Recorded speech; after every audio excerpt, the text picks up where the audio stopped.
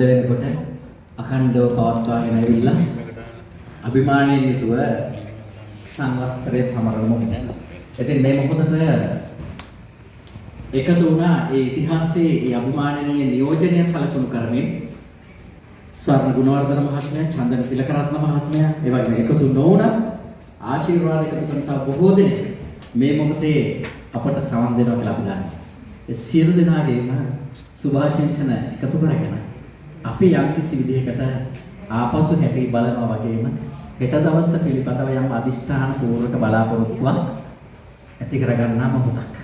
ඉතින් ඇත්තටම මම වර්තමානයේ ගුවන් විදුලියේ භාරකාරයා විදිහට අවුරුදු 36කට පෙර ලංකාවේ පළවෙනි FM නාලිකාව හැටියට City FM පටන් අරගෙන අද වෙනකම් බොහොම ආදරයෙන් බොහොම සෙනෙහසින් මෙරටේ ජනතාවත් එක්ක හැම සිදුවීමකදීම ජනතාව මුහුණ දුක් දෝමනස්යන් සතුටුදායක දේවල් මේ හැම දෙයකදීම ජනතාවගේ හද ගැස්මත් එක්ක එකට හිටපු නාලිකාවක් විදිහට බොහොම ආත්ම තෘප්තියෙන් යුතුව තමයි ඉතිහාසයේ දිස හැරී බලන්නේ.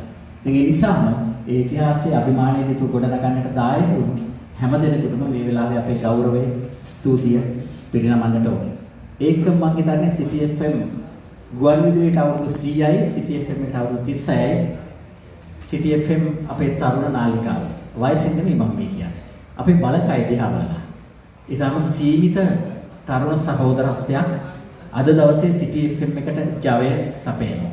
ඒ වගේම අපේ ඉංජිනේරු කාර්ය මණ්ඩලය, පරිපාලන කාර්ය මණ්ඩලය ඇතුළු සියලුම දෙනා ඒ සඳහා ශක්තිය ධෛර්යය සපයනවා.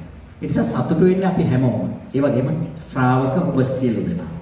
මම හිතන්නේ අපිට හෙට දවස පිළිබඳව වඩා බලාපොරොත්තු සහගත, වඩා අපේක්ෂාපූර්ණ සහ වටිනාකම් සහිත ගුවන් විදුලි නාලිකාවක අත්දැකීම ශ්‍රී ලංකා ගුවන් විදුලි සංස්ථාව හැටියට ඔබට ලබා දෙන්නට ශක්තිය තිබෙනවා, ධෛර්යය තිබෙනවා, ඒ අදිෂ්ඨානය සහ කැපවීම තියෙනවා.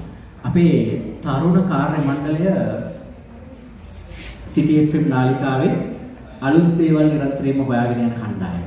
එයට මඟ පෙන්වන්නට අද දවසේ ජ්‍යෙෂ්ඨ ගුවන් විදුලි කාර්ය මණ්ඩලය වගේම අපෙන් ඈත් වෙලා ඒ හදවතින් අපෙන් ඈත් නොවිච්ච ගුවන් විදුලියට සුබපතන විශාල ගුවන් විදුලි ප්‍රවීණ සංඛ්‍යාව අපට අත්දැක දෙනවා. ඒ සියලු දෙනාගේ අපේක්ෂාවන් එක්ක මේ රටේ තරුණ මානසිකත්වයෙන් තරුණ අපේක්ෂාවන් එක්ක වඩා හොඳින් සමීප වෙන්න අත්දැක ගන්න ඒවත් එක්ක බද්ධ වෙලා හෙට දවසේ වඩා ලෙන්ගතු ගුවන් විදුලි නාලිකාවක් විදිහට පාත බන්න ශක්තිය ධෛර්යය මම විශේෂයෙන් අපේ